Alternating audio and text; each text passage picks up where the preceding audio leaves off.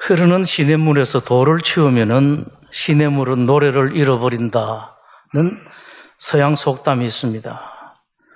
흐르는 물을 가로막는 돌들이 있기 때문에 시냇물은 흘러가면서 노래를 만들 수 있다는 말입니다. 그래서 그런지 하나님께서는 종종 그리스도인들에게 또 교회에도 환란의 풍파를 보내십니다. 오히려 여러분들이 노래를 만들 수 있도록 하시는 것인지도 모릅니다. 예수님께서 승천하신 후에 예수님의 제자들에게 성령님이 오셨습니다. 성령님이 오신 제자들은 놀라운 일들을 만들어냅니다. 한 번도 배운 적이 없는 외국어를 능통하게 말합니다. 태어나면서부터 한 번도 일어서 보지 못한 40년 환자를 그 자리에서 벌떡 일어서게 했습니다.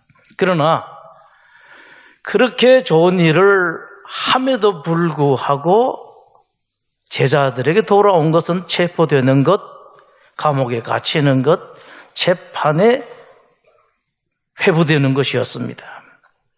그러나 제자들은 그런 밖에도 불구하고 밖으로는 더욱 담대하게 복음을 전하고 안으로는 교인들 간에 서로 도와주고 날마다 예배당에 모이기를 힘쓰고 하나님을 찬미합니다. 세상 사람들에게는 칭송을 받죠. 전도 안 하고 내 돈 안 나누고 하면은 내 돈이 굳게 되고 내 재산이 늘어나고 내 힘도 덜 들고 하는 것을 모르는 사람은 세상에 없습니다. 그럼에도 불구하고 제자들은 그 귀한 일 하면서 터지고 깨지고 잡혀가고 재판받으면서도 그런 일을 한 까닭은 거기에 기쁨이 있고 행복이 있고 삶의 의미가 있었기 때문입니다. 초대 예루살렘 교회가 특히 잘한 것은 가난한 사람들을 위한 구제 헌금이었습니다. 교회에 가난한 사람이 없을 정도였습니다. 당시 세상에는 가난한 사람들이 즐비했습니다. 그러나 교회 다니는 사람들은 넉넉하지는 않지만은 먹을 것 걱정하는 것, 먹지를 못해서 굶을까 봐 걱정하는 일은 없었습니다. 심지어는 교인들 가운데는 집과 땅을 팔아서 구제 헌금을 하는 사람이 있기도 했었습니다. 교인 중에 아나니아 삽비라 부부가 너무 부러웠습니다. 그렇게 재산을 교회에 바치는 것도 부러웠고 그런 사람들이 다른 교우들에게 존경받는 것도 부러웠습니다. 이 부부가 땅을 팔아 교회에 헌금을 했습니다. 참으로 귀한 일이죠. 큰 돈이든지 작은 돈이든지 귀합니다. 문제는 땅 판값 중에서 일부를 바칩니다. 그것도 아주 일부를 바치면서 땅값 전부라고 거짓말을 한 것입니다. 사도 베드로가 그 사실을 알고 남편 아나니아를 책망을 했습니다. 3절에 베드로가 이르되 아나니아여 어찌하여 사탄이 내 마음에 가득하여 내가 성령을 속이고 땅값 얼마를 감추었느냐. 땅이 그대로 있을 때는 내 땅이 아니며 판 후에도 내 마음대로 할 수가 없더냐. 어찌하여 이 일을 내 마음에 두었느냐. 사람에게 거짓말한 것이 아니요 하나님께로다. 책망을 했습니다. 베드로의 책망을 받은 남편 아나니아는 그 자리에 쓰러져서 죽고 맙니다.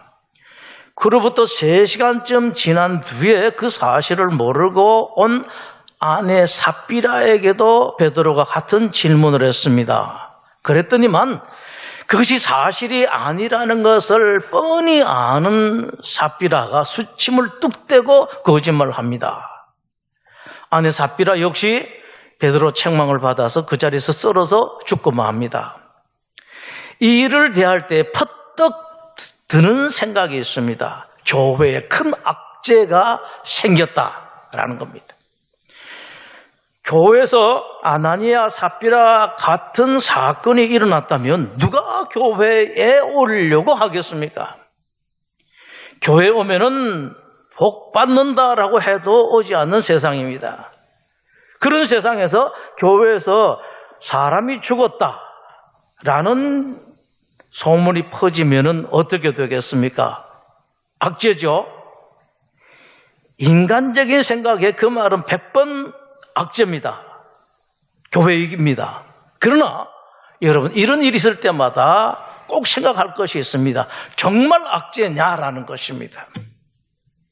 무엇보다도 신자들은 하나님께서도 과연 그것을 악재라고 생각하실까라는 것입니다. 만약에 하나님께서도 그렇게 생각하셨다면 여러분, 무엇든지 하실 수 있는 하나님께서 왜 예루살렘 교회에 아나니아 삽비라 같은 무서운 일을 일어나도록 내버려 두겠습니까? 아십시오. 우리의 하나님은 절대 바보가 아니십니다. 하나님 단호하게 말씀을 하십니다. 악재가 아니다. 그게 아니다라고 말씀을 하십니다. 그것 때문에 교회에 오고 그것 때문에 교회 안 오고 그것이 아니다라고 하나님께서 말씀을 하십니다. 교회의 권위는 교회나 목사가 하는 달콤한 소리나 교회 겉모습에서부터 나오는 것이 아니다라고 말씀을 하십니다. 교회 나오면은 무조건 잘 되고 잘 풀리고 복을 받는다. 사업도 잘 된다. 예배당이 화려해서 저런 데라면 정말로 좋겠다. 교인들이 수가 많아서 저 진짜 교회인가 보다. 이것이 아니라는 말씀이십니다. 세계 역사에 있어서 기독교 황금기가 있었습니다. 그때는 박해라는 것은 물론 생각할 수도 없었습니다.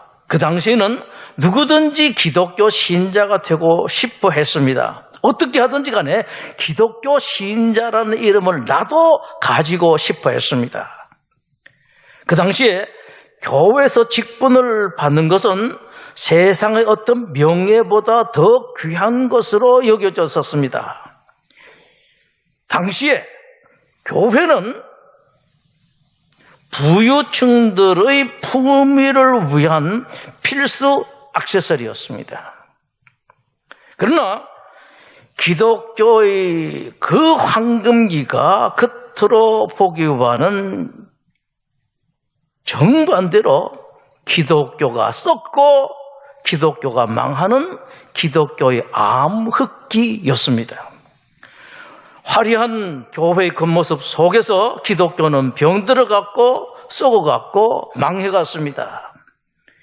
기독교의 황금기가 곧 기독교의 암흑기라는 사실은 한때의 아이러니가 아닙니다.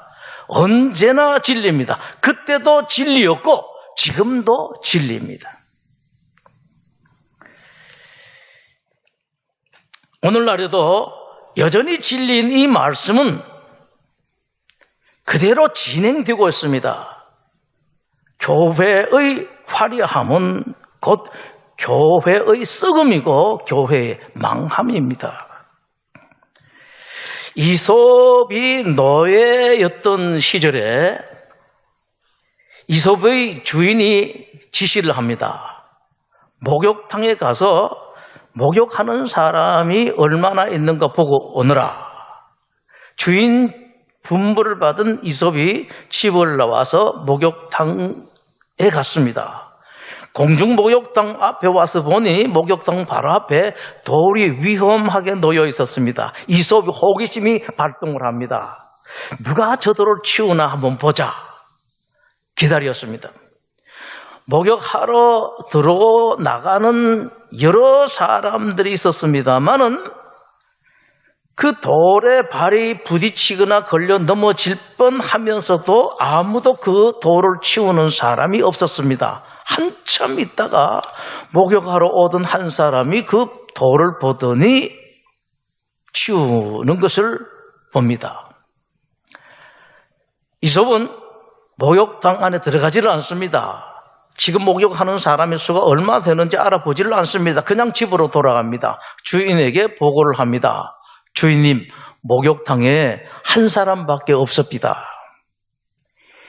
이솝에게 사람이 아닌 사람은 사람이 아니었던 것처럼 교회가 아닌 교회는 하나님께 교회가 아닙니다. 신자가 아닌 사람은 하나님께 신자가 아니에요. 생긴 지 얼마 되지 않은 기독교 교회에서 사람이 죽었다더라. 멀쩡하게 잘 살던 부부 두 사람이 3시간 감격으로 그 교회에서 심장마비 일으켜서 죽었다더라. 그것도 땅을 팔아서 교회에 바쳤다가 그런 일이 생겼다더라. 소문이 예루살렘 온 시내에 퍼졌습니다. 소문을 듣는 사람들은 모두 다가 기독교가 두려웠습니다. 겁이 났습니다. 그러나 여러분, 그 소문만 퍼진 것이 아니라 그 소문과 함께 따라붙은 소문이 있었습니다. 그런데 그 부부가 교회에서 그 참변을 당한 것은 교회에다가 거짓말을 했기 때문이래. 그 일 때문에 교회 다니던 사람들도 세상 사람들도 알게 된 것이 있습니다. 교회에는 두려운 존재가 계신다. 우리 눈에 보이진 않지만은 무서운 분이 계신다라는 겁니다. 사람들은 생각합니다. 예수 믿는 사람들이 십자가에 달려 죽은 예수가 다시 살아났다고 한 말이 정말인가 보다. 여러분, 그리스도께서는 교회를 사랑하십니다. 정말로 사랑하세요. 그리고 여러분 한 사람 한 사람을 정말로 사랑하십니다. 알고 믿으십시오. 알고 사십시오. 그리고 아는 것만큼 여러분의 힘이 됩니다. 정말로 사랑하십니다. 그리스도께서 교회를, 신자를 얼마나 사랑하시는지를 말씀하시는 것이 있습니다. 교회는 그리스도의 몸이요 그리스도는 교회의 머리다라는 말씀이십니다. 교회의 머리신 그리스도는 당신의 몸인 교회가 더럽혀지는 것을 용납하지를 않습니다. 제게 약간 결벽증 같은 것이 하나 있는데 그건 손 씻는 것입니다. 밖에 나왔다가 들어오면 손을 씻는데 제법 깨끗하게 씻습니다. 근데 조금 있다가 물 하다 보면 또 씻으러 가요. 예수님께는 어쩌면 이런 결벽증이 좀 더 심할지도 모릅니다. 교회에 대해서 말씀입니다. 교회가 더럽혀지는 것을 용납하시려고 하지를 않습니다. 아나니아 삽비라 사건이 이것을 말씀합니다. 아나니아 삽비라 부부가 거짓말로 막 생긴 기독교회를 더럽히려고 하는 순간 그리스도는 지구상에 처음 생겨난 교회가 이들 부부 때문에 더럽혀지는 그것을 참을 수가 없었습니다. 비록 이 일로 말미암아 사람들이 교회를 멀리하고 교회에 안 나오는 한이 있다 하더라도 교회가 더럽혀지는 것, 교회의 거짓됨, 이것은 하나님께서 용납할 수가 없었습니다. 그리스도께서 무섭게 일어나셔서 가차없이 치고 마셨습니다. 교회에 관한 하나님은 어떤 다른 것보다도 엄격하십니다. 예수님은 여러분 늘 용서하라, 사랑하라 라는 말씀과 거의 똑같이 용서하라라고 말씀을 하십니다. 얼마나 용서하면 되겠습니까? 큰 마음 먹고 베드로가 7번 할까요? 했을 때에 7번이 뭐냐? 7번을 70번이나 해라 라고 말씀을 하셨죠. 그 정도입니다. 그런 예수님께서 누가복음 12장에서 의외의 말씀을 하셨습니다. 누구든지 나를 욕하는 사람은 용서받을 수 있다. 그러나 성령님을 모독하는 사람은 용서를 받지 못한다. 여러분, 이 말씀을 제1 대상은 성령 공동체인 교회입니다. 주님은 어떤 형태든지 교회가 모독당하는 것을 결단코 용납하지 않습니다. 반대로 제대로 하지는 못해도 교회를 사랑하려고 하는 사람들, 사랑한 사람들, 주님께서 그렇게 좋아하십니다. 사무엘의 시대에 엘리 대제사장에게 제사장 노릇을 하고 있는 두 아들이 있었습니다. 이 두 아들이 성전을 모독합니다. 하나님께서 대제사장인 아버지에게 무섭게 경고하죠. 너 그대로 가면은 너 집안은 비참하게 멸망당할 것이다. 여러 차례 경고를 합니다. 그럼에도 불구하고 엘리는 이 경고를 대수롭지 않게 여깁니다. 하나님 말씀이기 때문에 책망하기는 합니다만은 모양만 내고 맙니다. 세월이 흘러갑니다. 한참 지나갑니다. 하나님의 그 경고는 겁만 주는 경고로 끝날 것 같았습니다. 그러나 여러분 아십시오.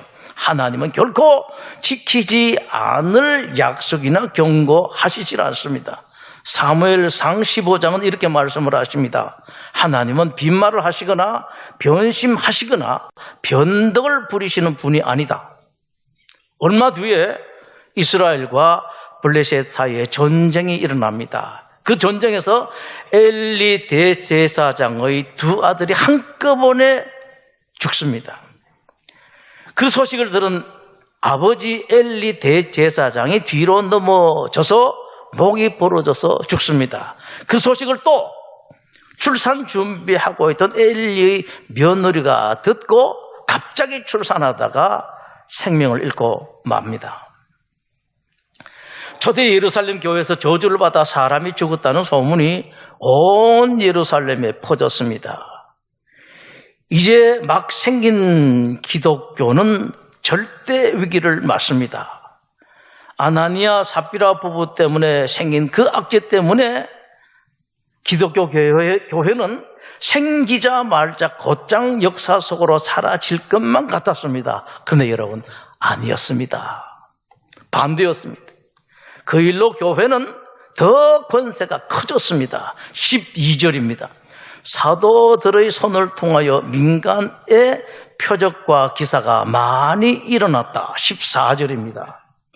믿고 나오는 죽게로 나오는 자가 더 많으니 남녀의 큰 무리더라. 심지어 병든 사람을 메고 거리에 나가 침대와 요비에 누이고 베드로가 지날 때 호크의 그림자로도 누구에게 덮일까 바라고 예루살렘 부근의 수많은 사람들도 모여 병든 사람과 더러운 귀신에게 괴로움을 받는 사람을 데리고 와서 다 나음을 얻었다라고 말씀합니다.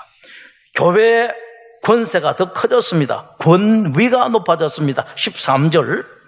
그 나머지 어떤 사람들은 교회에 오고 교회에 오지 않는 나머지는 감히 그들과 상종하는 사람이 없으나 백성이 칭송하더라. 이 번역이 약간 어렵죠. 좀 쉽게 번역하면 이렇습니다. 교회에 안 나가는 어떤 사람들은 감히 신자들의 모임인 교회에 끼어들 생각을 하지 못했다. 그러면서도 그들은 신자들을 교회를 칭찬했다라는 말씀입니다. 아나니아 부부의 악재로 망할 것 같은 교회가 망하지 않았습니다. 도리어 더 든든하게 되었습니다. 무엇 때문에요? 단 하나, 예루살렘 교회에 예수 그리스도가 계셨기 때문입니다. 여러분, 애를 쓰십시오. 잘 살려고, 공부 잘 시키려고, 건강하려고 애를 쓰십시오. 그러나 여러분들이 꼭 아실 것이 있습니다. 그 어떤 애보다, 어떤 노력보다도 더 중요한 것은 그리스도를 여러분 가정에 모시는 것입니다. 그러면은 그리스도가 여러분에게 더 열심히 일하라, 더 열심히 공부하라, 더 열심히 사업하라, 더 건강하게 하라고 말씀하실 뿐만 아니라 자극을 주실 뿐만 아니라 도와주셔서 여러분들로 하여금 그 일을 이루게 만드실 것입니다. 기도하겠습니다.